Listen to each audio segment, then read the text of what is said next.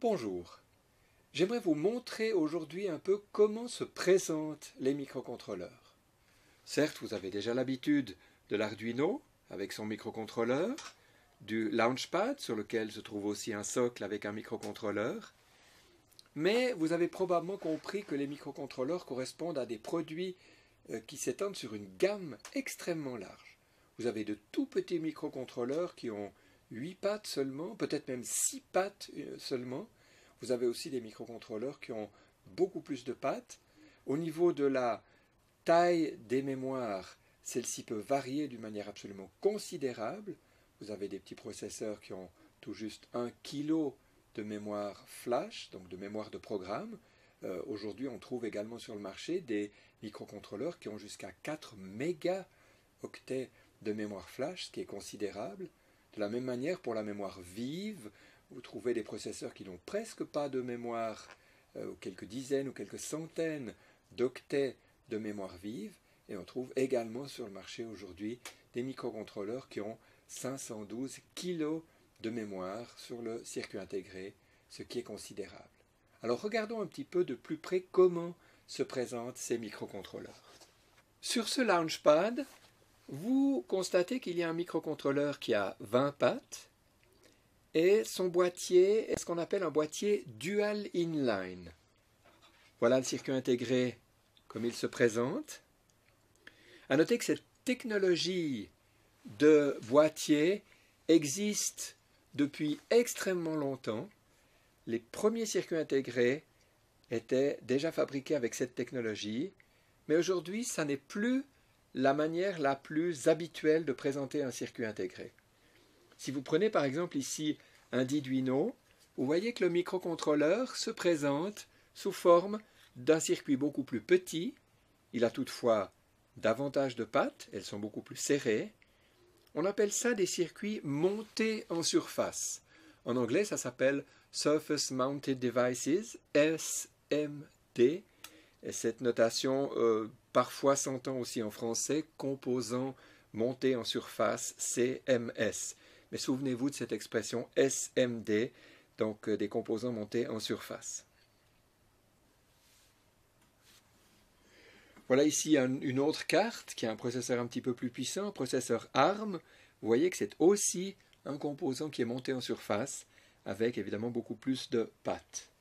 Et si on prend un circuit encore plus dense, ici, vous reconnaissez le Raspberry Pi, qui est un petit ordinateur, une petite carte mère, eh bien vous voyez qu'ici, ce circuit intégré, les pattes, on ne les voit pas, elles sont dessous, elles sont sous le circuit intégré.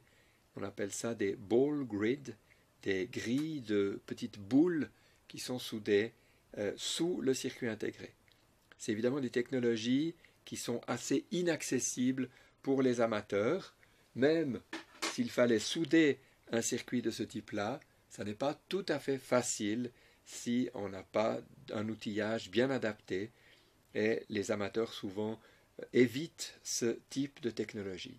Alors, posons-nous la question, comment fait-on lorsqu'on est un amateur pour mettre en œuvre un microcontrôleur? Alors on est bien d'accord, une des solutions, c'est prendre une carte toute faite, telle que l'Arduino, et on va pouvoir rajouter sur les connecteurs différentes extensions à notre microcontrôleur. Mais il y a aussi la possibilité de réaliser des montages, par exemple sur des breadboards.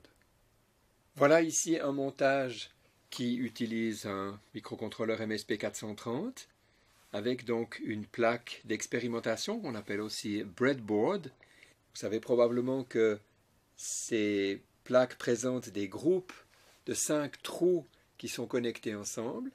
Par exemple, le circuit intégré ici, chacune des pattes offre donc 4 trous supplémentaires pour connecter ici et là les alimentations, ici quelques interrupteurs, ici quelques diodes lumineuses, etc.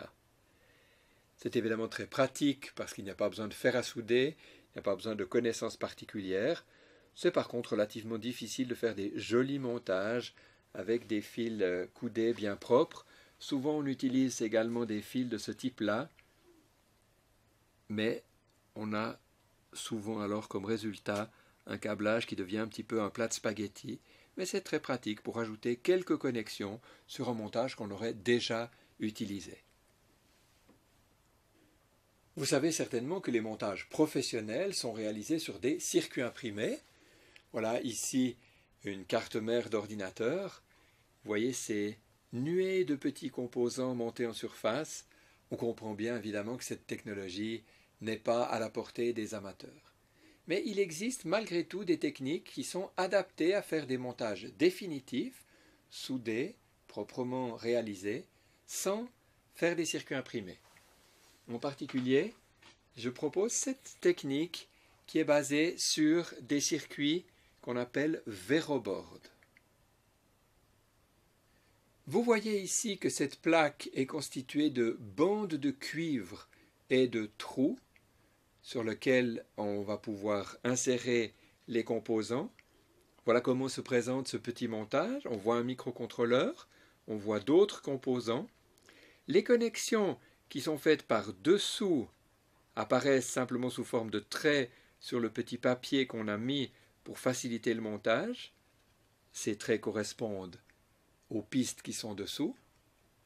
Par contre, les connexions verticales ici sont faites avec des petits fils qui permettent ainsi de réaliser le montage.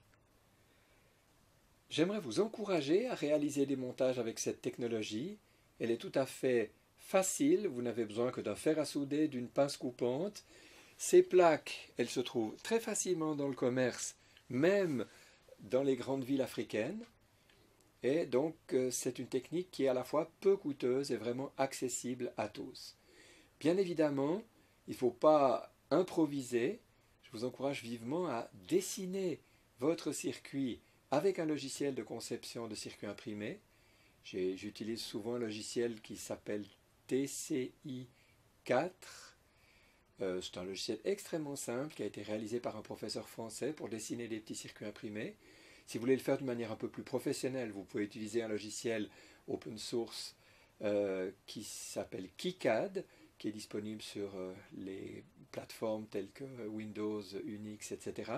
et qui permet alors de dessiner des circuits d'une manière très professionnelle en commençant par réaliser le schéma électronique, puis ensuite de faire l'association avec des modules, avec des composants, puis ensuite de faire l'implémentation physique. Alors vous aurez à réaliser des circuits imprimés un peu particuliers qui ont des règles différentes des circuits imprimés traditionnels, de telle manière que ça corresponde à la logique, en quelque sorte en XY, horizontale, verticale, de ce Veroboard. La réalisation de circuits imprimés est aussi tout à fait possible. Ça n'est pas si compliqué d'utiliser un logiciel de dessin, de produire les fichiers nécessaires à leur fabrication et ensuite de faire le montage sur le circuit imprimé. Voilà ici un circuit que j'ai dessiné il y a quelques années, que j'ai produit en quelques centaines d'exemplaires. C'était justement un programmateur pour des microcontrôleurs AVR. Alors, souvenons-nous que les microcontrôleurs correspondent à des produits d'une très grande gamme, qu'il y a des petits microcontrôleurs faciles à mettre en œuvre, dans des boîtiers qui nous sont accessibles, que beaucoup d'autres sont moins faciles à souder, mais qu'on peut l'utiliser sur des cartes préexistantes. Et finalement, le conseil que je peux vous donner, c'est ne vous attaquez pas à un problème trop compliqué pour vous. Maîtrisez progressivement ces techniques des microcontrôleurs. Faites des montages de plus en plus compliqués et vous verrez que vous pourrez aller très loin avec ces microcontrôleurs.